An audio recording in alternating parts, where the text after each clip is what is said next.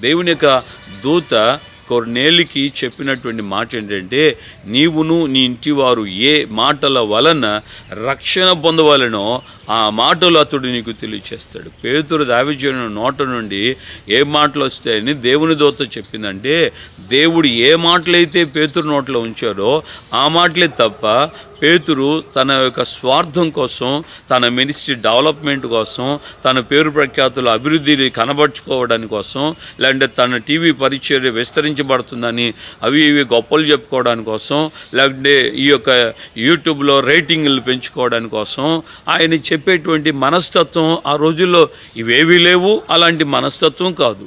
ఆయన ఆ రోజున దేవాలయపు గుమ్మం దగ్గర కూర్చున్నటువంటి ఆ యొక్క కుంటివాడితో కూడా ఏమన్నాడు? వెండి బంగారాలు మా దగ్గర లేవు అని అన్నాడు. అంటే ఆయన యొక్క ఉద్దేశంలో వెండి బంగారాలతో మాకు పని లేదు. అప్పటికే మనం గమనిస్తే